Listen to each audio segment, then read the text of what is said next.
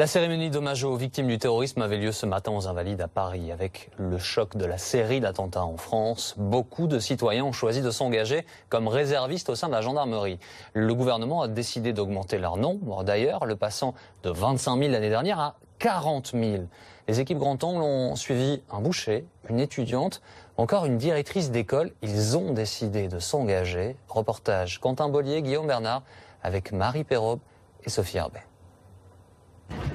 C'est sa troisième rentrée des classes dans cette petite école de la Drôme. Vous pouvez y aller, c'est afficher les listes sur les poteaux. Bonjour.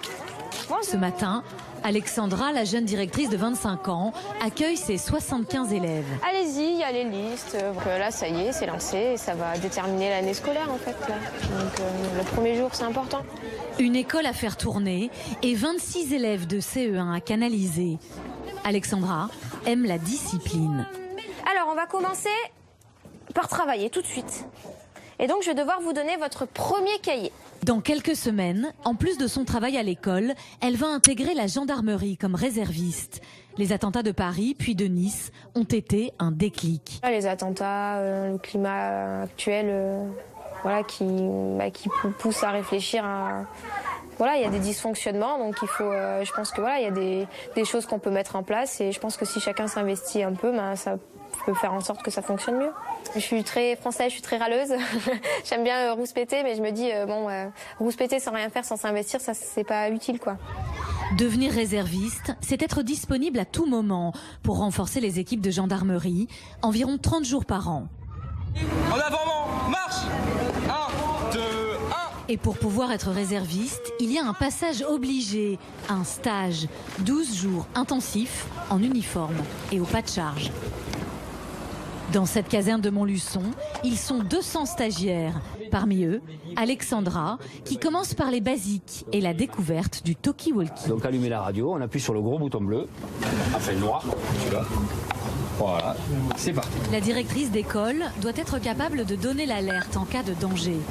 Voilà, on arrive sur l'écran d'accueil, donc il va vous mettre deux petits messages, émission message. Pour intégrer une vraie patrouille, il faut savoir prévenir les autres casernes tout en échappant aux oreilles curieuses. Vous vous rappelez, c'est quoi ça? C'est le cryptage. Nos communications sont toujours cryptées. Du coup, si quelqu'un veut essayer de nous intercepter, en fait, il ne pourra pas ou il entendra ça. Un univers militaire pas si éloigné de son tableau et de ses cahiers d'écoliers. Il y a beaucoup de choses qui se recoupent quand même dans le travail de direction d'école primaire et dans la gendarmerie finalement. Et moi je vous dis, la partie pour éduquer, pour enseigner aux jeunes à être en sécurité, enseigner aux jeunes à être solidaires et un peu de discipline, ça se recoupe vraiment avec l'enseignement. La discipline, l'obéissance, la formation à tout d'un service militaire en accéléré. Peloton, à mon commandement, garde à vous, en colonne, couvrez. Les stagiaires s'entraînent à donner des ordres à tour de rôle. Fixe. Revenez. Fixe. En direction de la compagnie. En avant. Marche. 1, 2, 1, 2. Ils vivent en communauté et viennent d'horizons très différents. À côté de la directrice d'école, il y a un mécanicien, une comptable et même un boucher, Tony.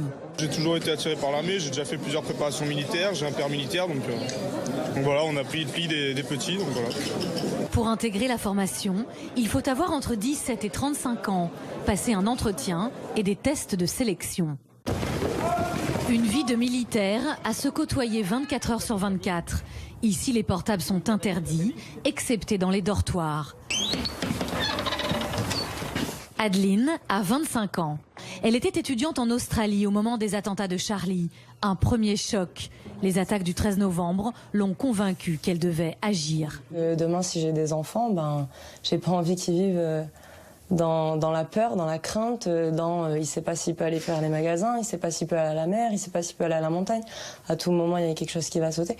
Enfin, je veux dire, j'ai pas envie qu'ils vivent dans la crainte, j'ai envie qu'ils vivent comme nous, on a eu à l'époque, à mon époque, quand j'étais jeune, on avait peur de rien, quoi. On allait, on pouvait jouer au ballon sans se dire, tiens, il va y avoir quelque chose. Et du coup, je pense au futur, quoi. Aux autres, après à l'après.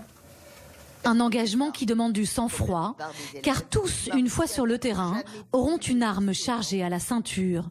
Ils ont 20 heures pour apprendre à s'en servir. 5, 6. Le problème, c'est que toi, tu n'arrives pas à actionner la queue de détente comme il faut. Alors tu mets des coups de doigts invraisemblables. Ils doivent savoir comment manier une arme, comment viser juste et dans quelles circonstances ils ont le droit de tirer. On leur fait manipuler plusieurs fois, donc au bout d'un moment, ils arrivent à maîtriser leur arme. Mais ceux qui ne maîtriseront pas leur arme n'auront pas de port d'arme, donc ne sortiront pas réservistes. Ici, pas de diplôme sans avoir réussi tous les tests. À 2 jours de la fin du stage, les élèves sont évalués. En coup d'arrêt à main nue, après coup d'arrêt avec le bâton télescopique. Ensuite, vous allez faire un moyen de contrôle avec le bâton télescopique qui va amener à un menottage et une fouille. Alexandra doit montrer qu'elle peut interpeller un individu récalcitrant à main nue.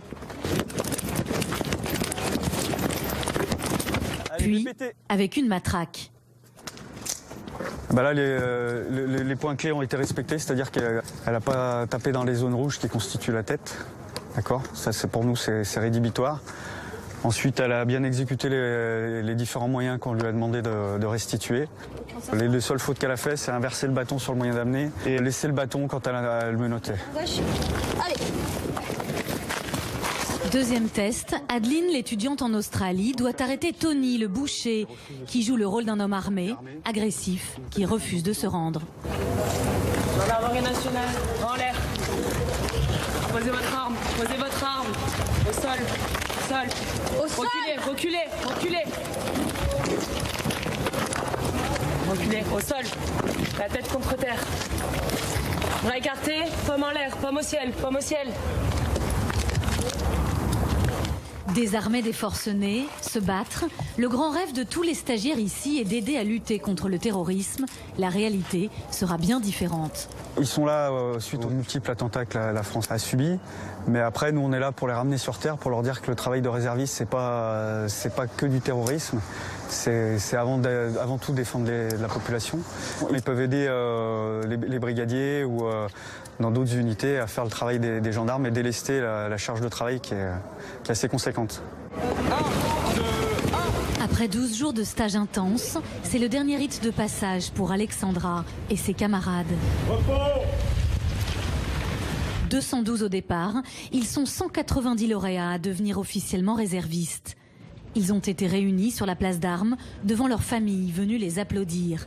L'heure pour eux de recevoir un blason, l'écusson de leur région, le symbole qu'ils sont maintenant disponibles au service du pays.